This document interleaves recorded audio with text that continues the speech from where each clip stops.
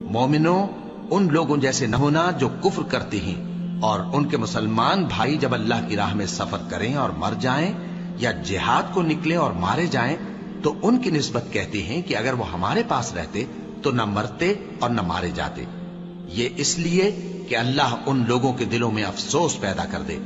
اور زندگی اور موت تو اللہ ہی دیتا ہے اور اللہ تمہارے سب کاموں کو دیکھ رہا ہے۔ اور اگر تم اللہ کے راستے میں مارے جاؤ یا مر جاؤ تو جو مال و متاع لوگ جمع کرتے ہیں اس سے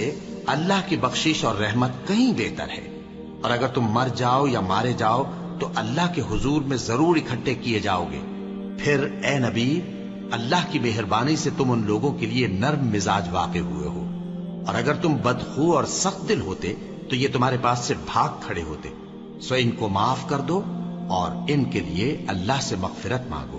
اور اپنے کاموں میں ان سے مشورت لیا کرو، اور جب کسی کام کا پختہ ارادہ کر لو تو اللہ پر بھروسہ رکھو، بے شک اللہ بھروسہ رکھنے والوں کو دوست رکھتا ہے۔ اگر اللہ تمہارا مددگار ہے تو تم پر کوئی غالب نہیں آ سکتا، اور اگر وہ تمہیں چھوڑ دے تو پھر کون ہے اس کے بعد تمہاری مدد کرے۔ اور مومنوں کو تو چاہیے کہ اللہ ہی پر بھروسہ رکھیں، اور کبھی نہیں ہو سکتا کہ کوئی پیغمبر خیانت کرے، اور خیانت کرنے والوں کو قیامت کے دن خیانت کی ہوئی چیز اللہ کے روبرو لا حاضر کرنی ہوگی، پھر ہر شخص کو اس کے اعمال کا پورا پورا بدلہ دیا جائے گا اور ان کے ساتھ بے انصافی نہیں کی جائے گی۔ بھلا جو شخص اللہ کی خوشنودی کا تابع ہو وہ اس شخص کی طرح ہو سکتا ہے جو اللہ کی ناخوشی میں گرفتار ہو، اور جس کا ٹھکانہ دوزخ ہے اور وہ برا ٹھکانہ ہے۔ سب لوگوں کے اللہ کے ہاں مختلف درجے ہیں اور اللہ ان کے سب اعمال دیکھ رہا ہے۔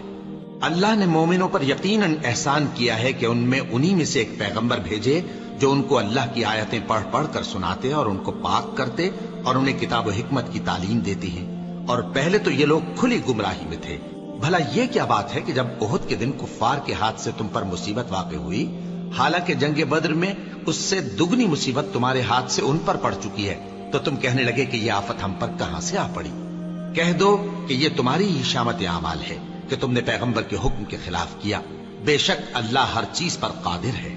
اور جو مصیبت تم پر دونوں جماعتوں کے مقابلے کے دن واقع ہوئی سو اللہ کے حکم سے واقع ہوئی، اور اس سے یہ مقصود تھا کہ اللہ مومنوں کو اچھی طرح معلوم کر لے اور منافقوں کو بھی معلوم کر لے۔ اور جب ان سے کہا گیا کہ آؤ اللہ کے رستے میں جنگ کرو یا کافروں کے حملوں کو روکو، تو کہنے لگے کہ اگر ہم کو لڑائی کی خبر ہوتی تو ہم ضرور تمہارے ساتھ رہتے۔ یہ اس دن ایمان کی نسبت کفر سے زیادہ قریب تھے، منہ سے وہ باتیں کہتے ہیں جو ان کے دل میں نہیں ہیں، اور جو کچھ یہ چھپاتے ہیں اللہ اس سے خوب واقف ہے۔